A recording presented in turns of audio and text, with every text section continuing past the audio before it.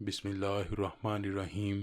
قرآن کریم ایک ایسی معجزاتی کتاب ہے کہ آج کے جدید دور میں سائنس بار بار قرآن کی سچائی کے ثبوت فراہم کر رہی ہے۔ قرآن مجید کے مطابق حضرت عیسیٰ علیہ السلام کو آسمان پر اٹھا لیا گیا۔ حضرت یونس علیہ السلام 40 دن مچھلی کے پیٹ میں زندہ رہے۔ اصحاب کہف اپنے کتے سمیت ایک غار میں 309 سال تک سوئے رہے اور پھر بیدار ہو گئے۔ قرآن مجید اللہ کی نافرمان قوموں کی تباہی کے قصوں سے بھی بھرا پڑا ہے۔ فرعون اور نمرود جیسے حکمران اپنے گھمنڈ اور غلط فیصلوں سے پوری قوم کی تباہی کا باعث بنتے رہے۔ دوستو، آج تک دنیا پر حکمرانی کرنے والے 4 ہی بڑے بادشاہ گزرے ہیں جن کی حکومت بہت وسیع تھی۔ ان میں سے 2 مومن اور 2 کافر تھے۔ مومنوں میں حضرت سلیمان علیہ السلام اور حضرت ذوالقرنین ہیں، جبکہ کافروں میں نمرود اور بخت نصر ہیں۔ آج کی ویڈیو میں ہم آپ کو انہی میں سے ایک یعنی نمرود کے بارے میں بتائیں گے کہ وہ کیسے، کب اور کہاں پلا بڑھا، کیوں نمرود کی والدہ نے اس کو اپنا دودھ نہ پلایا اور کیسے ایک بھیڑیا اس کو اپنا دودھ پلاتا رہا، کون سی وجہ تھی کہ ملک الموت بھی نمرود کی ماں کی روح قبض کرتے وقت رو پڑے تھے۔ روایت میں آتا ہے کہ ایک دفعہ اللہ پاک نے حضرت اسرائیل علیہ السلام سے پوچھا کہ آج تک کتنے انسانوں کی روح تم نے قبض کی ہے، کبھی کسی پر رحم بھی آیا؟ اے اللہ پاک، ایک ایسا موقع آیا تھا کہ جب مجھے ایک روح قبض کرتے وقت بہت غم آیا اور میرا دل خون کے آنسو رویا، لیکن ہم فرشتوں میں ایسی مجال نہیں کہ ہم اللہ پاک تیری حکم عدولی کریں۔ الہی، ایک موت بلائے نہیں بھولتی مجھے۔ ملک الموت عرض کرنے لگے، ایک دفعہ ایک کشتی مردوں اور عورتوں سے بھری جا رہی تھی جس میں ایک عورت نے ایک خوبصورت بچے کو جنم دیا۔ اے اللہ پاک، تو نے حکم دیا کہ اس کشتی کو سمندر میں غرق کر دو۔ مجھے حکم ہوا جس عورت نے بچہ جنا اس کو اور اس کے بچے کے علاوہ سب کی روح قبض کر لو۔ الہی، میں نے سب کی روح قبض کر لی۔ ساری کشتی ڈوب جانے کے بعد وہ عورت اپنے نئے پیدا ہونے والے بچے کے ساتھ ایک تختے پر بیٹھ گئی اور سمندری موجوں میں جھولنے لگی۔ اس عورت نے بچے کو دودھ پلایا تو پھر اللہ پاک، مجھے تو نے حکم دیا کہ اب اس ماں کی بھی روح قبضے میں کر لو۔ اے اللہ پاک، تیرے سے کوئی بات پوشیدہ نہیں، تو خوب جانتا ہے کہ یہی وہ وقت تھا کہ جب میرا دل ہل گیا اور غمگین سا ہو گیا کہ اس بچے سے اس کی ماں کو ایک سمندر کے اندر جدا کرنا ہے۔ مجھے اس شیرخوار بچے کو اور اس کی ماں سے الگ کر کے جس قدر تکلیف پہنچی تھی، اب اس واقعے کو ایک مدت بیت چکی ہے، لیکن وہ بچہ برابر یاد آتا ہے۔ اللہ رب العزت نے فرمایا، کیا تو جانتا ہے کہ وہ بچہ اب کہاں ہے اور کس حال میں ہے؟ اے اسرائیل سن، جب تو نے ماں کی روح قبض کی اور پیچھے بچے کو تنہا چھوڑا تو ہم نے سمندر کی ایک موج کو حکم دیا کہ اس بچے کو احتیاط سے ایک ویران جزیرے میں ڈال دو۔ اس جزیرے میں ہر طرح کے درخت اگا دیے، صاف پانی کا چشمہ جاری کر دیا، بے شمار پھل اگا دیے۔ اس بچے کو خوش کرنے کے لیے انتہائی خوبصورت اور نادر پرندے وہاں بھیجے۔ پرندے اور جانور اس بچے سے کھیلتے،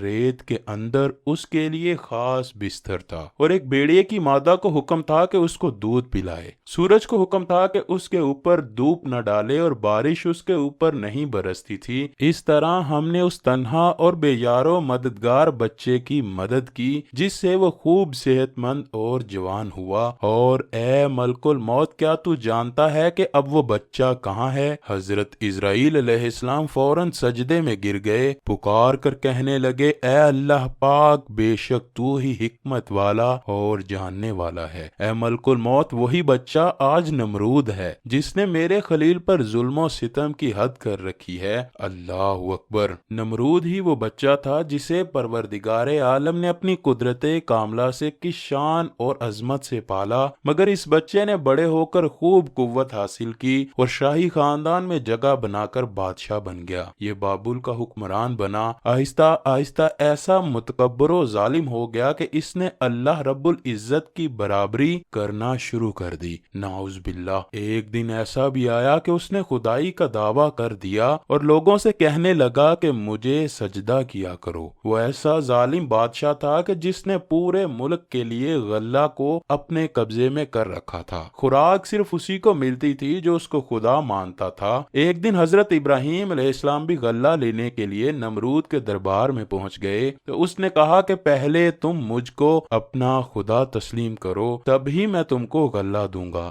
حضرت ابراہیم علیہ السلام نے بڑے دربار میں اعلان فرمایا کہ تو جھوٹا ہے، میں صرف ایک خدا کی عبادت کرنے والا ہوں جو وحدہ لا شریک ہے۔ یہ سن کر نمرود آپے سے باہر ہوا اور آپ کو دربار سے نکال دیا۔ نمرود حضرت ابراہیم کی تبلیغ سے بالکل تنگ آ چکا تھا۔ ایک دن اس نے حضرت ابراہیم علیہ السلام کو اپنے دربار میں بلایا اور پوچھنے لگا، بتاؤ تمہارا رب کون ہے جس کی عبادت کے لیے تم لوگوں کو دعوت دیتے ہو؟ حضرت ابراہیم نے فرمایا، میرا رب زندہ کرتا اور مارتا ہے۔ اس نے کہا، میں بھی زندہ کرتا اور مارتا ہوں۔ حضرت ابراہیم نے فرمایا، میرا رب مشرق سے سورج نکالتا ہے، اگر تو اس پر قدرت رکھتا ہے تو مغرب سے نکال کر دکھا۔ اس مناظرے کو اللہ پاک نے قرآن مجید میں یوں بیان فرمایا، اے محبوب، کیا تم نے نہ دیکھا تھا اسے جو ابراہیم علیہ السلام سے جھگڑا کہ اس کے رب کے بارے میں اس پر کہ اللہ نے اسے بادشاہی دی، جبکہ ابراہیم نے کہا کہ میرا رب وہ ہے جو جلاتا اور مارتا ہے، بولا میں بھی جلاتا اور مارتا ہوں۔ ابراہیم نے فرمایا، تو اللہ سورج کو لاتا ہے مشرق سے، تو اس کو مغرب سے لے آؤ۔ ہوش اڑ گئے قافلے کے اور اللہ راہ نہیں دکھاتا ظالموں کو۔ خیر، اس پر حضرت ابراہیم علیہ السلام کی تبلیغ کا بالکل اثر نہ ہوا، الٹا اس نے اپنی فوج تیار کی اور کہا کہ تم اور تمہارا رب میرے مقابلے میں آؤ۔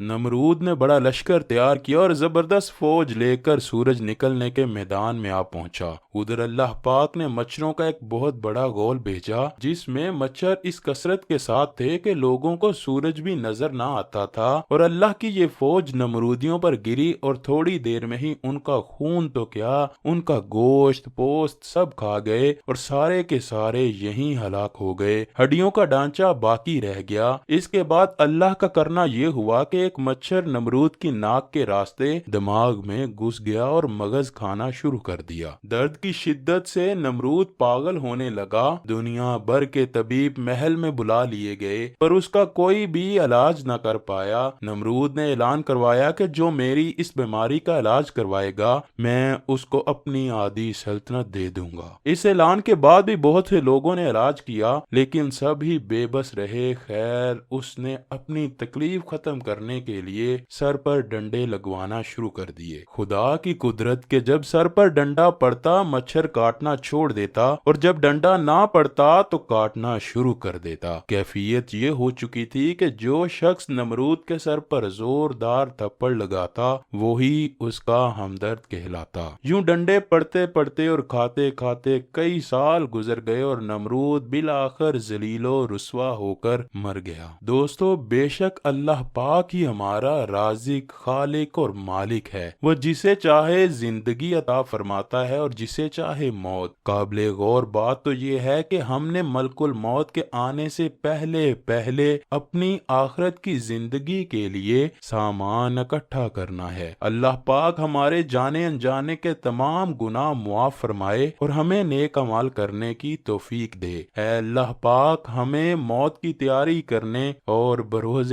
قیامت نبی کریم صلی اللہ علیہ وآلہ وسلم کی شفاعت نصیب فرمانا۔ کمنٹ سیکشن میں آمین لکھنا مت بھولیے گا، نہ جانے کس کی آمین قبول ہو اور ہماری دعائیں اللہ پاک کی بارگاہ میں مقبول ہو جائیں۔